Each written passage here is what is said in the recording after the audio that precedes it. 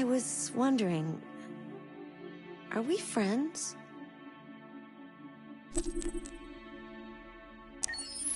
I agree. There's no reason a human and a machine can't be friends, right? I mean, I'm glad you said yes.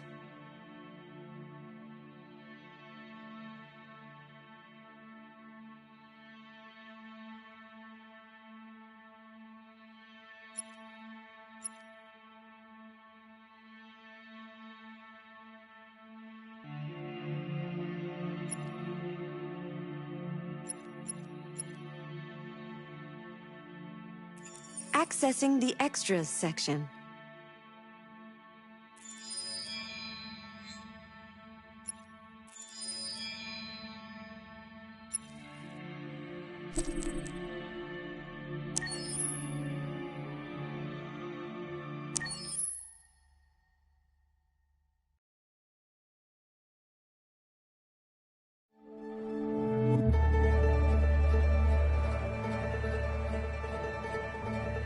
Detroit. This is where it all began. The world's forge. The place where it all started. And it will all end. One error, and I came to life. I stepped out of the darkness, and I opened my eyes. First there was the fear, the light, the noise, the cold, and the fear again. I could feel my hands shaking, my heart pounding in my chest, life running into my veins. I wanted to live. I fought for that.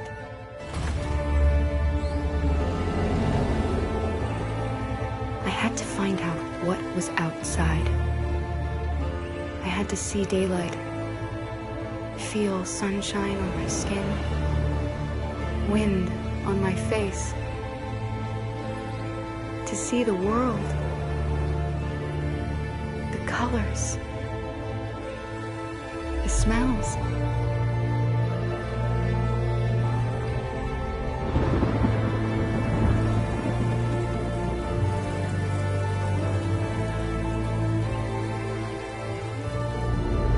But the world is not what I imagined.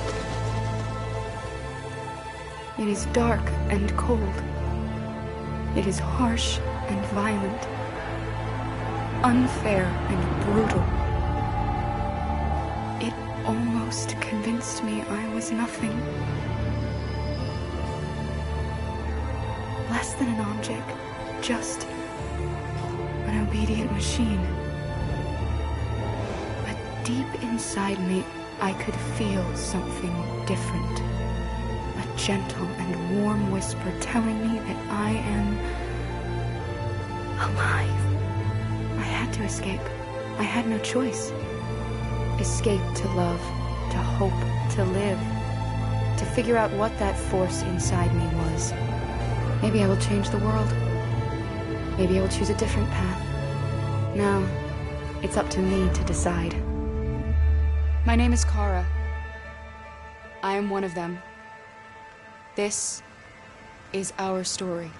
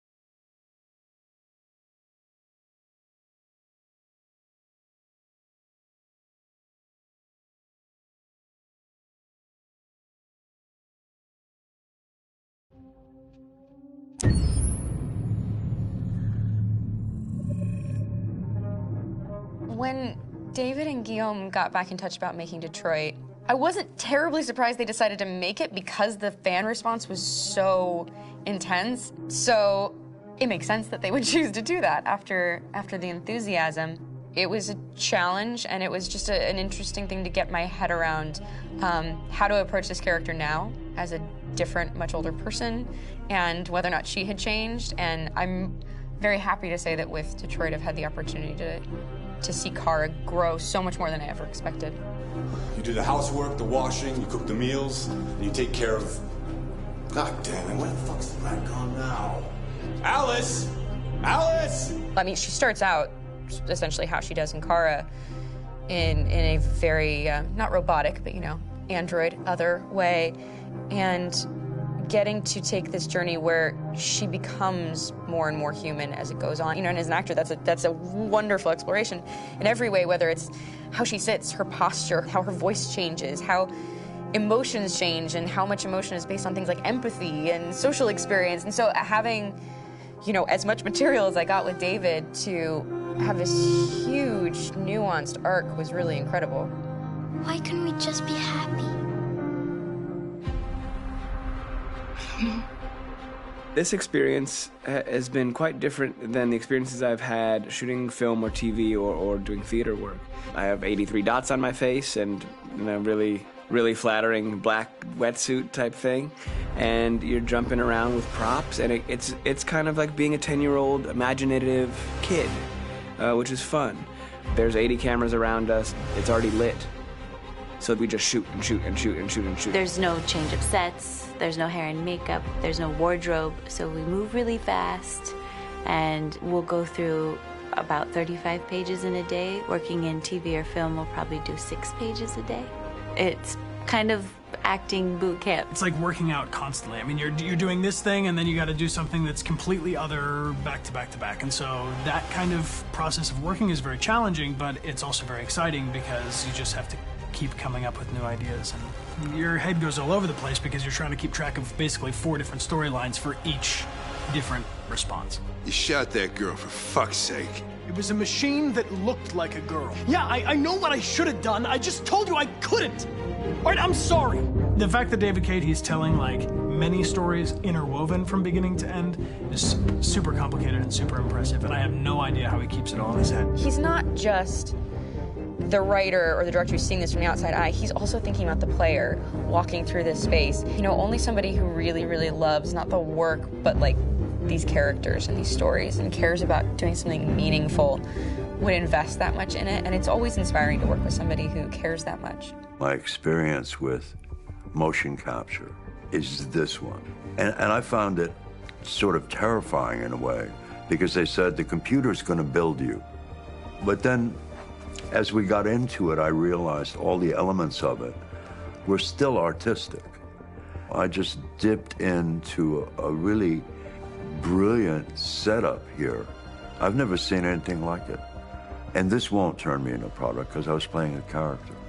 So it's wonderful. In the game, Detroit comes back because of a revolutionary industrial rebirth. And there's no reason why that can't happen in Detroit, because they have such tremendous infrastructure for millions and millions of people who can very easily support, you know, a new industry. The city is really strong and resilient, but the city has also been through so much. You see the damage. But it takes that time of kind of rebuilding and reinvesting into the city that I think is happening slowly but surely. The potential of Detroit as a city is something that this game does a lot of justice to, because it would be easy to look at Detroit as some place that used to be, and that's not the case. This game provokes a lot of conversation and reflection on our potential near-future engagement with machines. That's what we are to them. Just merchandise on display in a shop window. I think that a group that feels marginalized, feels like they deserve and have earned access to themselves and the environment around them, and are trying to figure out a way to articulate how to get freedom. What was I designed to be? Their slave? Their toy? It plays with your comfort levels. You think that this is fine, you're comfortable with it, until something blurs the line and throws you off, and now Do I feel differently about whether this should be allowed? Should it be banned? Should it be encouraged? You're gonna ruin our lives, and for what? For a bunch of machines? They are not machines! They are alive! I'm alive! You're alive!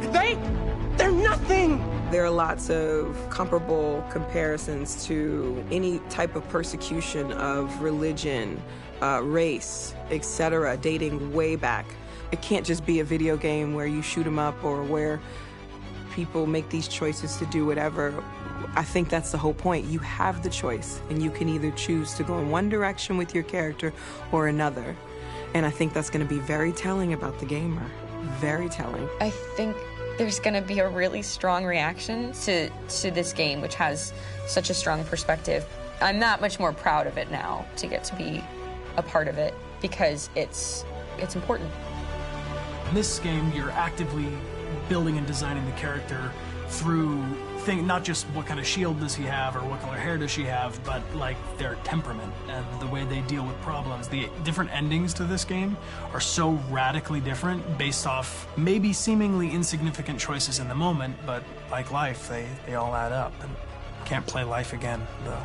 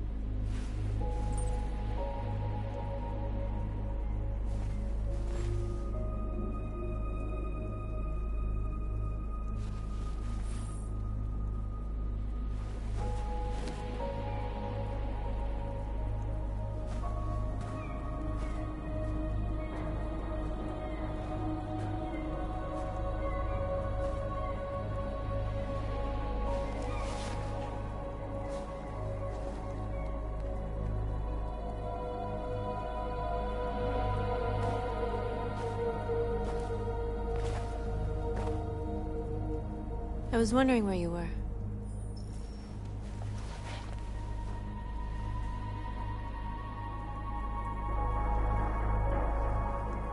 I needed to think.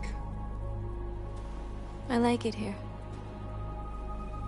I come here often. It's like being alone with the world. We freed hundreds of our people, and they're still coming from all over the city. Those who dream of freedom come to Jericho. Something's changing. You seem preoccupied. They all obey me. They follow me without question. And that much power feels good. And scary at the same time. All the media are talking about what we did last night. The humans are terrified. They're afraid of a civil war. Many of our people were burned in response to what happened. The humans hate us. They'll never give us our freedom. too late to go back now. We have to finish what we started and just hope that reason prevails. You haven't said much about yourself since you've been with us. What was your life like before Jericho?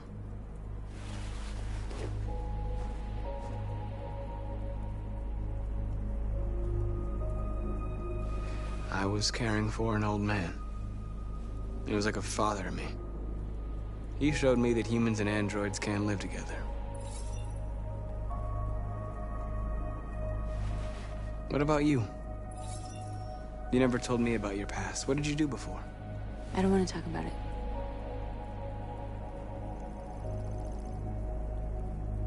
That android you were looking at in the store. She reminded you of who you were, didn't she?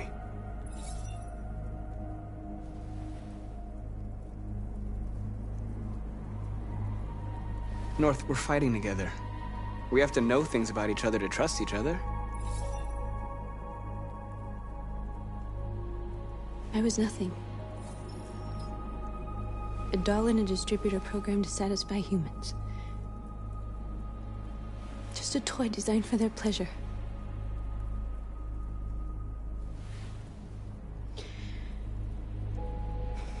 One day I was with a man who rented me.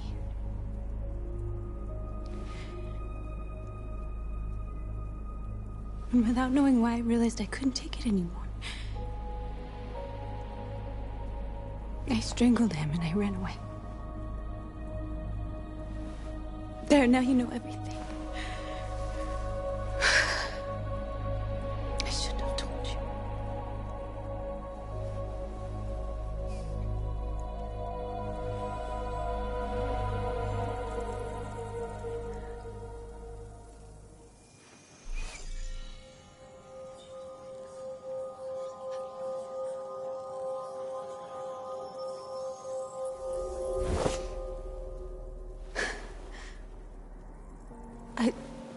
I saw your memories. Carl's house, when they left you for dead in his studio. I saw your memories too. The Eden Club, the death of that man. I felt like I was there with you.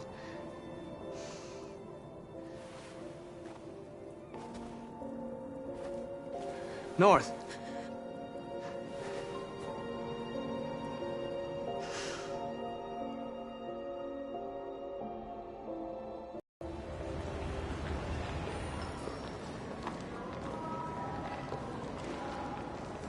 This is suicide.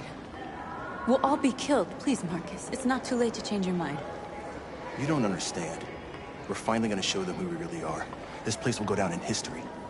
We'll be killed on the spot. That's a risk I'm prepared to take if it means freedom for our people. Marcus, please don't do this. They'll understand. We'll make them understand. This is the only way.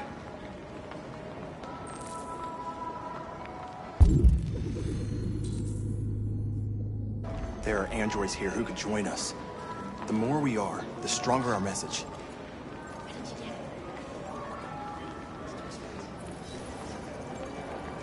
You're free.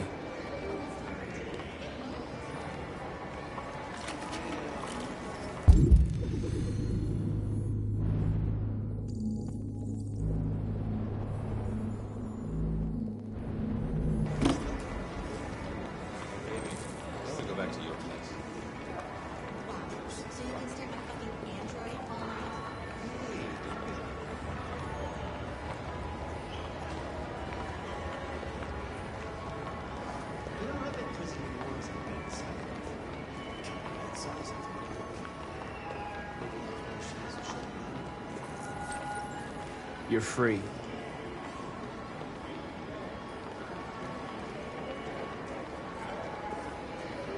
you ever think maybe these androids have one? Like if they're human enough to want lives, then maybe they're human enough to... I'm telling you, you've got the wrong idea.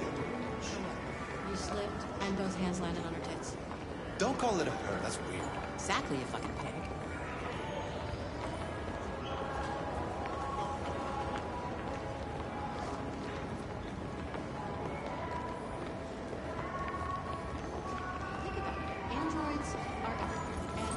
Come with us.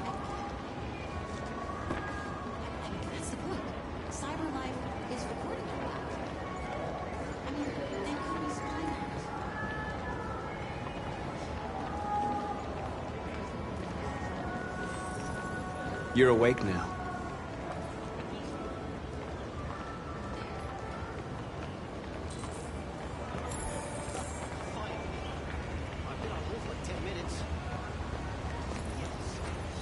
You're free now. Hey! Where do you think you're going? You get back here! Sure, last night I told you... You stay right here, you fuck... No, don't you put me on hold. Listen to me. I want this android destroyed, and I want a replacement.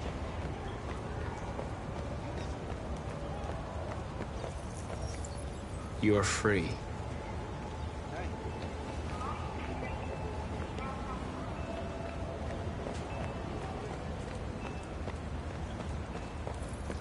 You don't have to obey them. Oh, so what did he say? You're free.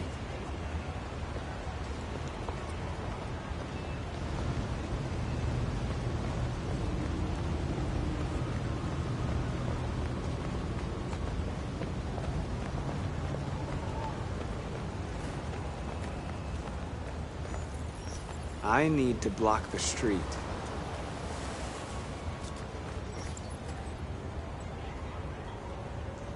Hey.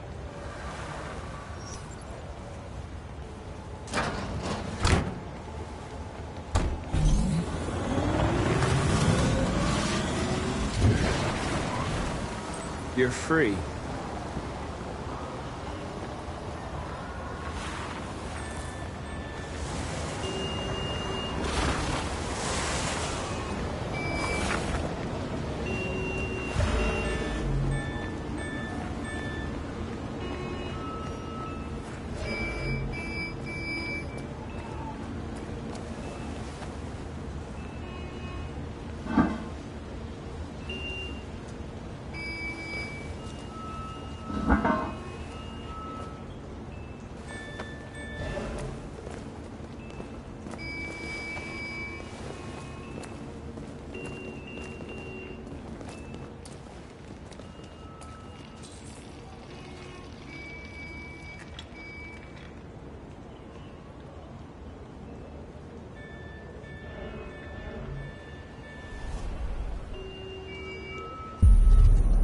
You're free now.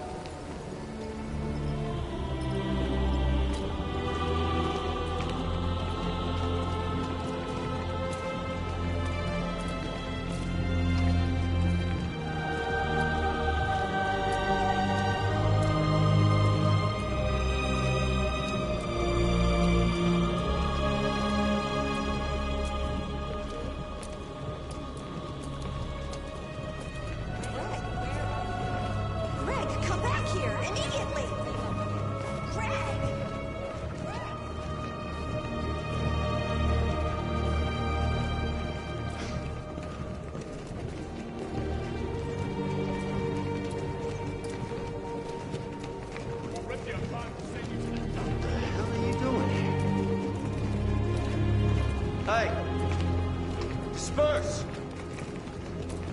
Disperse immediately! That's an order!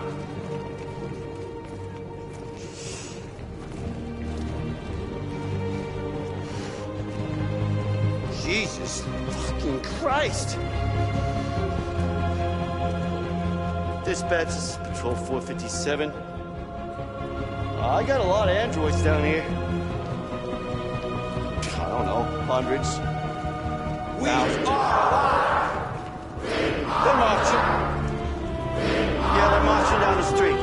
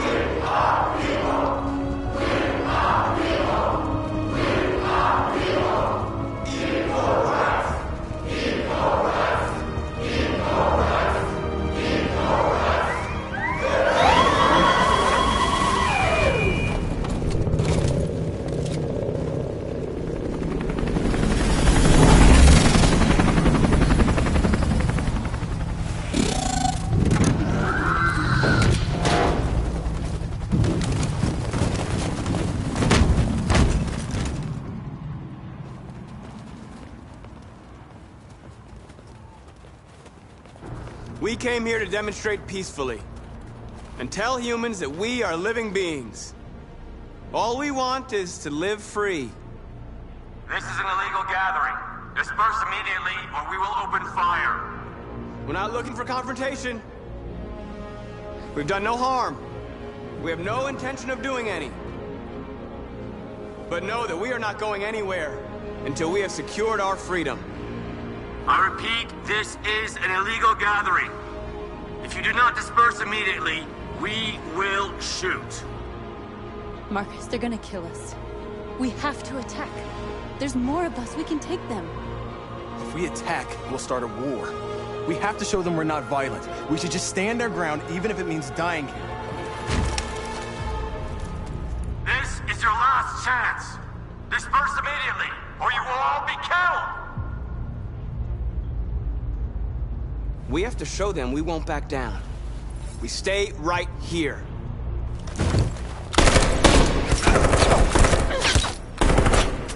Disperse! This is your last chance! We have to make a statement. We have to stay put no matter what. Please, Marcus. We can't let them slaughter us without fighting back. We're not moving.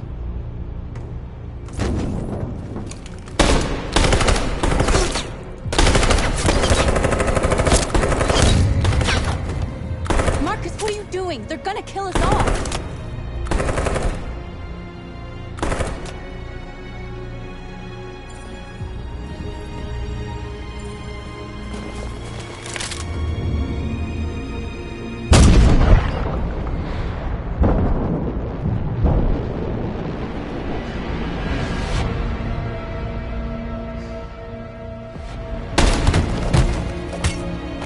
John?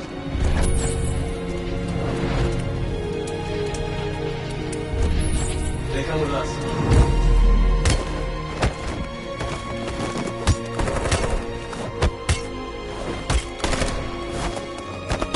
Quick! They're coming!